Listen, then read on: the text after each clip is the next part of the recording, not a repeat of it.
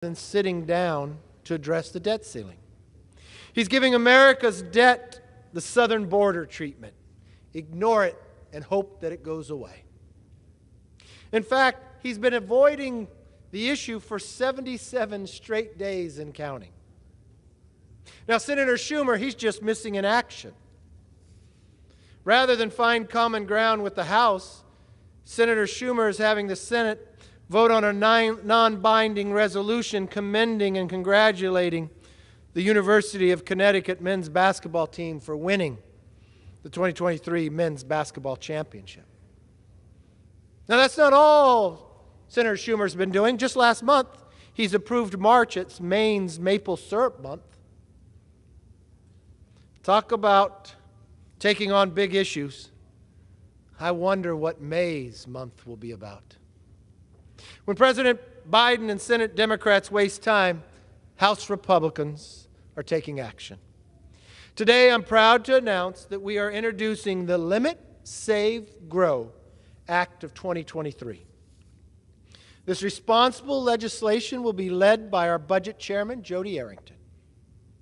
Would responsibly raise the debt limit into next year and provide more than $4.5 trillion in savings to the American taxpayer. Now, here's how we do it. First, we limit government spending. Our plan would return discretionary spending to pre-inflationary fiscal year 2022 levels, and then limit the growth of spending to 1% per year. Now, these are the same levels we had just 4 months ago. I didn't hear, Mr. Speaker, a single Democrat complain about that level of spending. These spending limits are not draconian, they're responsible.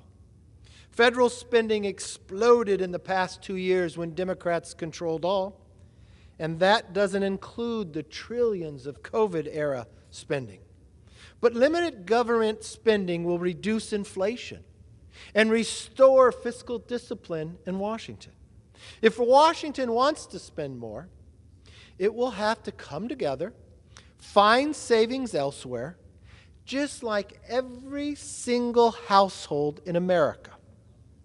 Now, second, we're going to save taxpayers money. Mr. Speaker, the pandemic is over. House Republicans have already passed a bill to officially end the pandemic. And President Biden signed it into law just last week. Our bill would actually claw back billions of dollars of unspent COVID money that has sat for the last 2 years. The American people are tired of politicians who use COVID as an excuse for more extreme inflationary spending.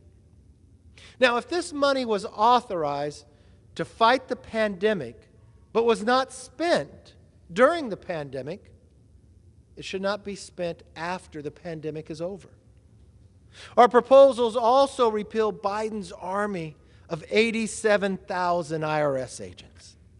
Now, that will save taxpayers $70 billion, and it's going to protect the families and the small businesses from weaponizing the IRS.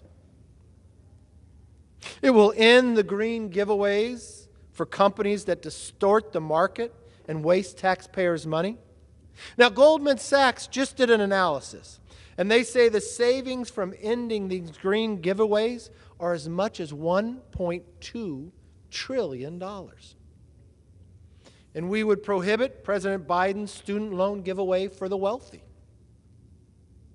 That will protect the 87% of adults without student loans for paying the loans of the 13% who do. And finally, we will grow the economy so we are less dependent on China.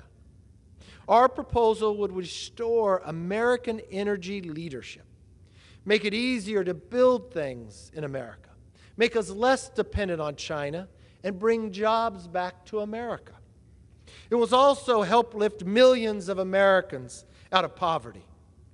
Right now, there are more job openings than people looking for work.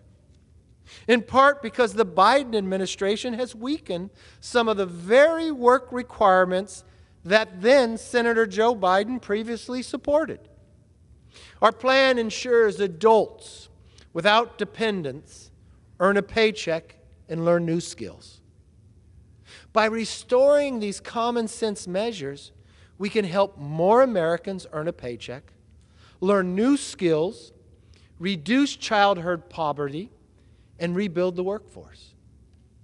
It will also protect and preserve Medicare and Social Security because more people will be paying into it.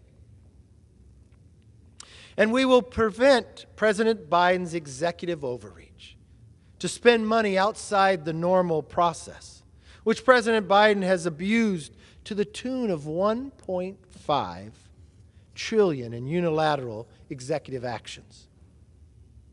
You know, we should welcome and celebrate the benefits of a strong, growing economy. For with a strong, growing economy, we'll no longer be dependent upon China. We will no longer be the victims to inflation. And we can leave a better future for our kids and our grandchildren. Mr. Speaker, House Republicans are taking action to lift the debt limit, to limit government spending, save taxpayers money, and grow the economy. President Biden and Senator Schumer have no right to play politics with the debt calling. Their extreme positions risk provoking the very crisis they claim to want to avoid. They need to sit down, negotiate, and address this crisis. Now that we've introduced a clear plan for a responsible debt limit increase, they have no more excuse and refuse to negotiate. I think the Senate can honor maple syrup and basketball teams and negotiate on a debt ceiling at the same time. We owe it to the American people to use this moment in history to deliver the future they want, need, and deserve. House Republicans have a plan. The Senate does not. And the President is ignoring the debt crisis. President Biden has a choice. Come to the table and stop playing partisan political games. Or cover his ears, refuse to negotiate, and risk bumbling his way into the first default in our nation's history. I urge all my colleagues on both sides of the aisle to support this plan to get our nation back on track. So yes, we then can curb inflation, end our dependency on China, and strengthen and protect Social Security and Medicare. With that, I yield back. The gentleman yields back.